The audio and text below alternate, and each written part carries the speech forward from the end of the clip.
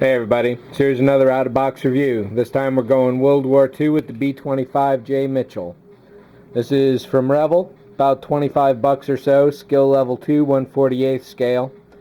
The box art suggests that this is a Pacific scene. So recently I had been watching Band of Brothers for basically the first time. I'm on my third viewing now in the last month or so, and it's definitely a really great series. And this is not exactly what they were flying into Normandy, but it was pretty close, and I do like the design a lot. There's a lot of World War II aircraft that I do like, and as I get through all my sci-fi models, which is what most of you know me for, I will be hitting World War II planes, ships, cars of course, and some other stuff as well. So I'm just starting to stock up on all that now. Box art is certainly a nice painting. A couple photos of the kit itself along the sides, and these are probably the two variants. Over here, along with the color calls, there's also a note that says the decals include one of two variants for the 345th Bomb Group, the Air Apaches. So presumably that's what we're looking at here, is an Air Apache, and I'll have to do some research on the 345th Bomb Group. So let's dig into this and see what's going on. Alright, so in terms of accuracy or anything like that, I definitely have no clues or basis upon which to even form an opinion. So I'm not really going to speak to that at all. At 1/48, that seems to be a standard airplane size. 172 is another one. I saw a couple 139s at the shop today, and that just seemed like a real oddball. But 1/24 should be good, or 1/48 rather. This model says it comes out to about 19 inches, which is definitely a good size for a plane. So we definitely have some nice looking, very clear and cleanly cut clear plastic here. It looks like that's going to be a real bear to paint and mask off. So big challenge on the first sprues to look at alone. So we got two of those there, another bag with two full trees in, and then one big bag full of the body parts. So that's definitely a good size kit, and I'll definitely enjoy this one. So let's take a look at the instructions and see what we get. So it's a fairly hefty catalog here, page 8. Regular standard stuff, read this before you begin, etc., etc. Looks like we get some interior details going on.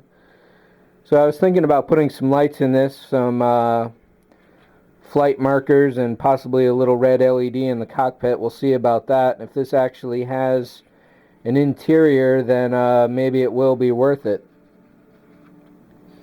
So definitely fairly detailed on the instructions, and everything looks to be fairly straightforward as far as the build goes. Definitely a nice big sheet of decals here. So I might do my own nose art. We'll see about that. There's a lot of it available out there as far as decals go. So I don't know that I'll necessarily build this as one plane from 345th, but we'll see. Finito Benito and Next Hirohito. So this was definitely over in the European theater, presumably. The decals look pretty good, flashing them in the light here. It's probably the paper that's giving them texture, I imagine. The text is pretty clear. 100 octane fuel only. Can I read anything else? Battery location, something something, wheels, etc. So yeah, this is definitely some really fine decals here. U.S. Army B-25j 11 So cool. Yeah, nice sheet of decals there. Always nice to get a sheet of tissue on there to protect that.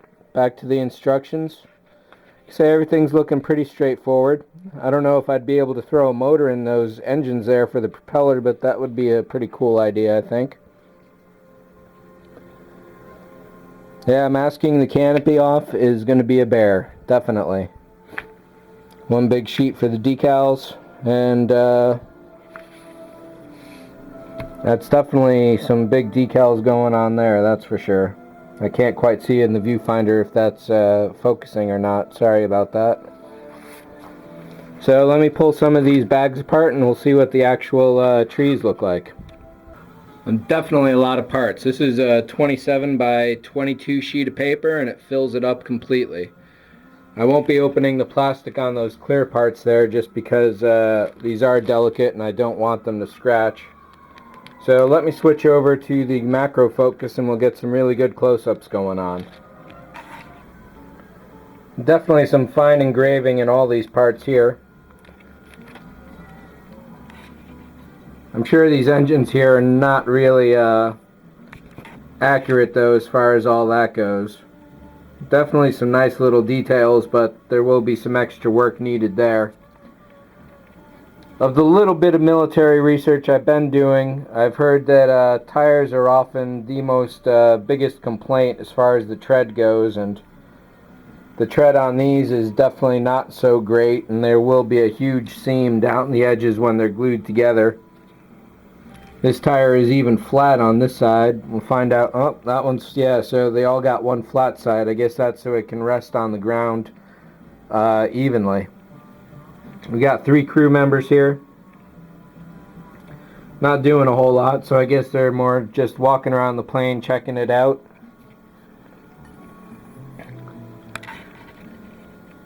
The flight controls. Let's get some focus. Come on, camera. There we go. There are some little dials and stuff on there, so if I do actually paint all that, that will definitely be a big challenge. You can almost see them there. Not quite though. Belt buckles on the seats are all nice and crisp. Not really seeing any kind of flash anywhere. Definitely a good sign. Details on this leg here are pretty nice. Don't know if I'll need to recreate that in brass or not. Over here on the plane, definitely lots of rivets going on. Engraved, raised lines, not engraved. So I don't know if that's completely accurate or not. I imagine these should be cut away, not raised up.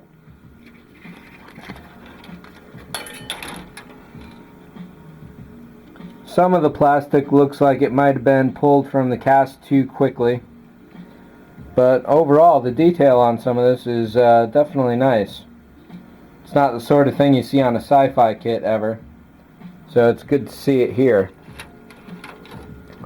And some of those parts are starting to loosen up already. So definitely a good size kit for 25 bucks. I'm definitely happy with it. Anybody knows more about this, I'd definitely like to hear some thoughts on accuracy of the model, if there's any really good little tips I can do to make it a little better pretty easily. Any painting tips, all that kind of thing. This is going to be the first plane I've built in probably 30 years, maybe 25. So one of the last things I learned back then when I was building military planes was that you put the wings on while the fuselage is sitting like this, so you get it nice and straight, as opposed to putting it all together and then attaching the wings later. So I do have a few lessons I can actually apply to this straight off the bat, and we'll see how it goes. So, thanks for watching. See ya.